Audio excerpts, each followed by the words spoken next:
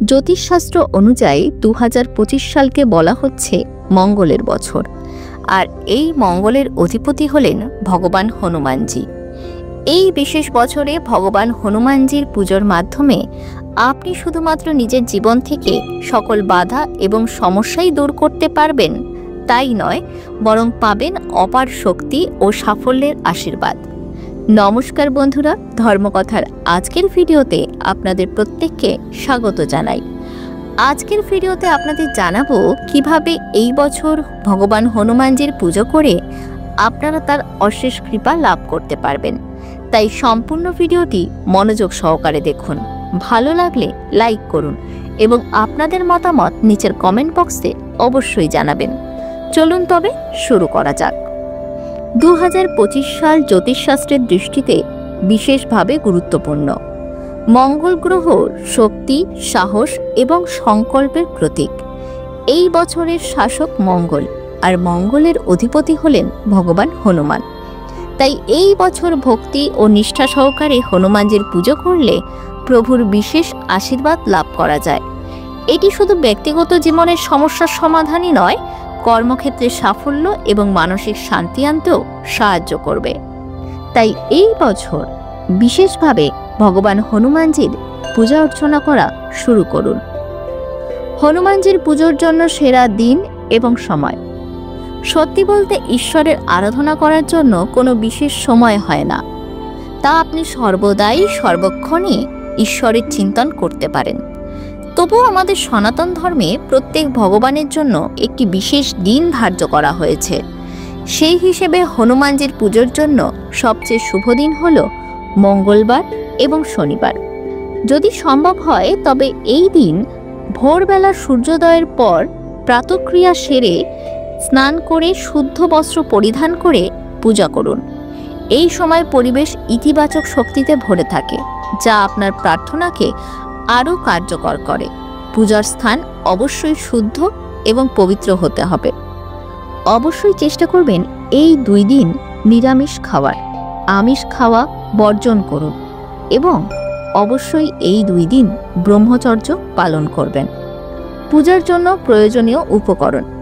প্রভু হনুমানজির পুজোর জন্য আপনাকে যা যা আগে থেকে প্রস্তুত করে রাখতে হবে তা হল লাল কাপড়, সিঁদুর, গঙ্গা জল, তুলসী পাতা, গুড়, চানা, লাড্ডু, আপনার ইচ্ছে মতো ভোগ, সর্ষের তেলের প্রদীপ, রুদ্রাক্ষের মালা, হনুমান চালিসা পাঠের জন্য পুস্তক, চামেলির তেল। সিঁদুর কিন্তু লাল সিঁদুর নয়, অবশ্যই মেটে সিঁদুর ব্যবহার করবেন। এবং মনে রাখবেন পূজার উপকরণ শুদ্ধ এবং ভালো মানের হওয়া উচিত। পূজার সময় ভক্তি এবং মনোযোগ থাকা অত্যন্ত গুরুত্বপূর্ণ।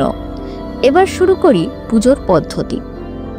পুজো শুরু করার আগে স্নান করে পরিষ্কার পোশাক পরুন।